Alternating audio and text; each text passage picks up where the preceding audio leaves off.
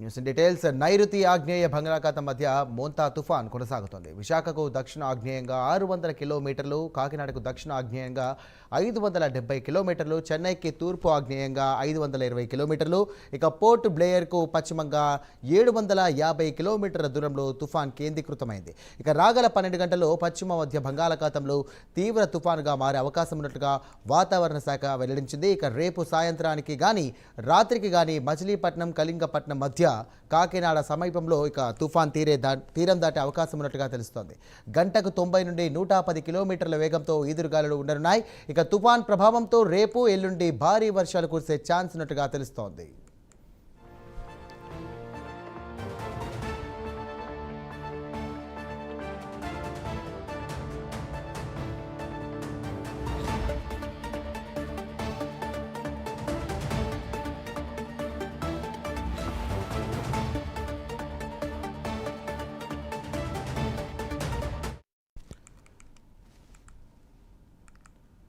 Right, ఆంధ్రప్రదేశ్లో మోంతా తుఫాన్ బీభత్సం సృష్టిస్తుంది. ఇదే అంశానికి సంబంధించి మరిన్ని డీటెయిల్స్ అందించడానికి మా డిప్యూటీ ఇన్పుట్ ఎడిటర్ వాసు సిద్ధంగా ఉన్నారు. వాసు, చెప్పండి, ప్రస్తుతం మోంతా తుఫాన్ పరిస్థితి ఎలా ఉంది? దీనికి సంబంధించి కూడా అధికారులు ఎలాంటి ఏర్పాట్లు చేస్తున్నారు? ప్రస్తుతం మన దగ్గర ఉన్న అప్డేట్స్ ఏంటి? సాయిరాం, వర్షం రాను గంటకు కూడా భారీ వర్షం పెరిగిపోతుంది. ఉదయం నుంచి కూడా ఇప్పుడు మధ్యాహ్నం నుంచి అయితే మరింత తీవ్రంగా వర్షం కురిసే పరిస్థితి కనిపిస్తుంది. భారీ వర్షం కురిసే పరిస్థితి కనిపిస్తుంది. ఒకవైపు అధికారులు కూడా ఎటువంటి పరిస్థితులను ఎదుర్కొనేందుకు అన్ని ఏర్పాట్లు చేస్తున్నారు. ఇవాళ సాయంత్రానికి అంటే మరో 12 గంటల్లో తీవ్ర తుఫాన్గా కూడా తీరం దాటే అవకాశం, తీవ్ర తుఫాన్గా ఏర్పడుతుంది. రేపు సాయంత్రం కానీ రేపు రాత్రికి కానీ ఇది తీరం దాటే అవకాశం వాతావరణ శాఖ అయితే చెప్తుంది. విశాఖకు 600 కిలోమీటర్ల దూరంలో కేంద్రీకృతమై ఉంది. అదేవిధంగా కాకినాడకు 570 కిలోమీటర్ల దూరంలో కేంద్రీకృతమై ఉంది. ఇవాళ సాయంత్రానికి అయితే భారీ ఎదురు గాలి వీసే అవకాశం, 90 నుంచి 110 కిలోమీటర్ల వేగంతో గాలి వీసే అవకాశం ఉందని కూడా వాతావరణ శాఖ తెలుస్తుంది. ఇప్పటికే మత్స్యకారులకైతేనే లేకపోతే మొత్తం పౌరులకైతేనే చాలా హెచ్చరిక జారీ చేసి ఎవరు కూడా బయట రావద్దని చెప్పడం జరిగింది. మనం ఇప్పుడు అనకాపల్లి హైవే దగ్గరలో ఉన్నాం. హైవే మీద కూడా మొత్తం ట్రాఫిక్ కూడా చాలా తగ్గిపోయింది. ఎందుకంటే ఈ భారీ వర్షాల కారణంగా స్కూళ్ళకి కానీ లేకపోతే అన్ని సంస్థలకు కానీ సెలవులు ఇవ్వడంతో మొత్తం కూడా రద్దీగా ఉండే ప్రాంతాలు కూడా మొత్తం నిర్మానుషంగా మారే పరిస్థితి కనిపించింది. హైవే కూడా మొత్తం భారీ వర్షం కురుస్తుంటే ఎక్కడెక్కడ వాహనాలు కూడా ఇబ్బంది పడే పరిస్థితి కనిపిస్తుంది. మొత్తం అధికార యంత్రాంగం అయితే మొత్తం అప్రమత్తమైంది. ముఖ్యంగా సాక్షాత్ సీఎం మొత్తం కూడా ఆయన సమీక్షించే పరిస్థితి కనిపిస్తుంది. విశాఖ, ఉత్తరాంధ్ర అన్ని జిల్లా కలెక్టర్ కూడా అప్రమత్తం చేయడం జరిగింది. కోస్తాలో మొత్తం ఈ తుఫాను ప్రభావంతో ఇప్పటికే వర్షాలు ఉదయం నుంచి కురిసినప్పుడు కూడా ఇవాళ సాయంత్రానికి మరింత ఎక్కువగా కురిసే అవకాశం ఉందని వాతావరణ శాఖ అయితే హెచ్చరించడం జరిగింది. ముఖ్యంగా మత్స్యకారులు విపరీతమైన గాలి వీచే కారణంగా మత్స్యకారులు ఎవరు కూడా వేటకు వెళ్ళొద్దని కూడా హెచ్చరించడం జరిగింది. ఇప్పటికే వెళ్ళినటువంటి వాళ్ళు కూడా తిరిగి రావాలని చెప్పడం జరిగింది. అదేవిధంగా సముద్ర తీర ప్రాంతం ఇక్కడ నుంచి విశాఖ, ఉత్తరాంధ్ర నుంచి గోదావరి జిల్లాలు కానీ ఈ ప్రాంతం అంతా కూడా సముద్ర తీర ప్రాంతం అంతా కూడా అల్లకుల్లంగా మారిపోయింది. అలలు కూడా భారీగా ఎగసిపడే పరిస్థితి కనిపిస్తుంది. మొత్తం మత్స్యకారులు అయితేనే లేకపోతే సముద్ర తీర ప్రాంతంలో నివాసం ఉండేవాళ్ళు అయితే అందరూ కూడా ఇబ్బంది పడే పరిస్థితి ఏర్పడింది. ఇప్పటికే కలెక్టరేట్లో సమీక్షలు జరుగుతున్నారు. ప్రత్యేకమైన కౌంటర్లు ఏర్పాటు చేసి లోతట్టు ప్రాంతాలను గుర్తిస్తున్నారు. ఎక్కడికక్కడ మొత్తం కూడా శిబిరాలను కూడా ఏర్పాటు చేశారు. విశాఖ నగరంలో దాదాపు 55 శిబిరాలను ఏర్పాటు చేశారు. ఎక్కడెక్కడ లోతట్టు ప్రాంతాల వాళ్ళని సురక్షిత ప్రాంతాలను కూడా తరలించేందుకైతే ఏర్పాట్లు చేస్తున్నారు. రేపు సాయంత్రానికి అయితే తీవ్ర తుఫానుగా ఇది తీరం దాటే అవకాశం ఉందని వాతావరణ శాఖ అధికారులు అయితే చెప్పిన నేపథ్యంలో ప్రభుత్వం అయితే మరింత అప్రమత్తం అవుతుంది. ఇప్పుడు తుఫాను తీవ్రంగానే ఈ తుఫానుగా ఉండగానే ఇంత తీవ్రంగా ఉంటే రేపు తీవ్ర తుఫాను స్థాయిలో మరింత తీవ్రంగా ఉండే అవకాశం. తుఫాను తీరం దాటే సమయంలో దాదాపు 110 కిలోమీటర్ల వేగంతో గాలి వీచే అవకాశం ఉందని చెప్తున్నారు. సాయిరాం. రైట్ వాసు, ఇప్పటికే మంత్రి నారా లోకేష్ కూడా దీనికి సంబంధించి అధికారులకు కూడా పలు సూచనలు చేశారు. ముఖ్యంగా నిరాశ్రయులైనటువంటి వారికి తిండి మరియు దానికి సంబంధించి కూడా వైద్యం అందించే విధంగా చర్యలు తీసుకోవాలని చెప్తున్నారు. ఇప్పటికీ అధికారులు ఎలాంటి చర్యలు తీసుకుంటున్నారు? దీనికి సంబంధించి అప్డేట్స్ ఏంటి? దీనికి సంబంధించి గతంలో ఎప్పుడు లేని విధంగా నిధులు కూడా ముందుగానే మంజూరు చేయడం జరిగింది. అన్ని జిల్లాలకు కూడా జిల్లా ప్రత్యేక అధికారులను ఏర్పాటు చేశారు.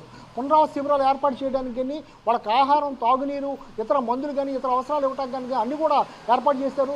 ఈ 2-3 రోజుల పాటు 100 కూడా శిబిరాల్లో ఉండేందుకు వారికి తగినట్టు ఆహారం కూడా ఏర్పాటు చేశారు. విశాఖ ఒక్క నగరంలోనే 55 శిబిరాలను ఏర్పాటు చేశారు. అదేవిధంగా మిగిలిన ప్రాంతాల్లో, మిగిలిన పట్టణాల్లో మొత్తం నగరాలు ఎక్కడెక్కడ వర్షపాతం ఎక్కువగా కురుస్తుందని అనుకుంటున్నారు, లేకపోతే వర్షం ఎక్కువ పడుతున్నారో ఆయా ప్రాంతాల్లో కూడా శిబిరాలను ఏర్పాటు చేసి ఎటువంటి అవాంఛనీయ సంఘటన జరగకుండా, ముఖ్యంగా ప్రాణ నష్టం కానీ ఆస్తి నష్టం కానీ జరగకుండా ఉండేందుకు అయితే చర్యలు తీసుకుంటున్నారు. మొత్తం జిల్లాలో కూడా ఎవరైతే ప్రత్యేక అధికారులు ఉన్నారో వాళ్ళు ఇప్పటికే బాధ్యత చేపట్టడం జరిగింది. వాళ్ళ ఆధ్వర్యంలో శిబిరాలను ఏర్పాటు చేశారు. అంటే స్కూల్స్ని కానీ లేదా భవనాలు కానీ ఇతర భవనాలు కానీ మొత్తం స్వాధీనం చేసుకుని ఆయా ప్రాంతాలకు తరలించేందుకు ఏర్పాటు చేశారు.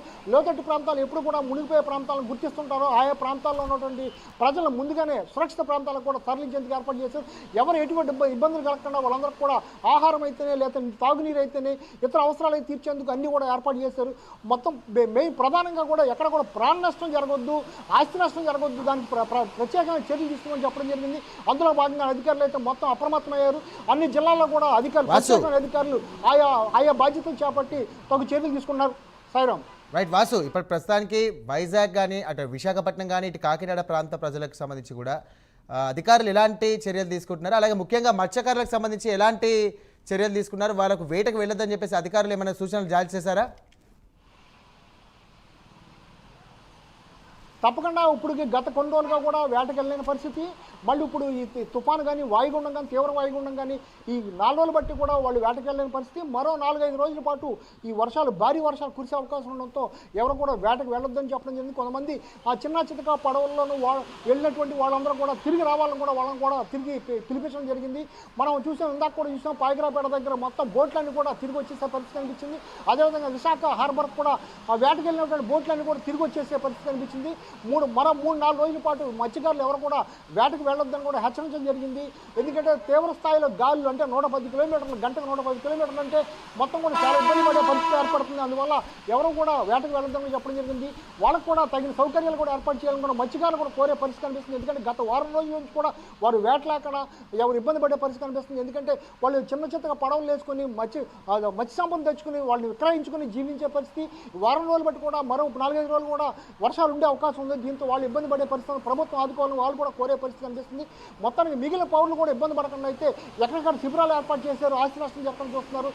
ప్రభుత్వం అయితే యంత్రాంగం రేపు తీవ్ర తుఫాను ఎదుర్కొని తీవ్ర స్థాయిలో కసరత్తు చేస్తుంది. ఎటువంటి అవాంఛనీయ సంఘటనలు ఎదుర్కొనేందుకు సిద్ధమవుతుంది. Sairam. Right, thank you Vasu.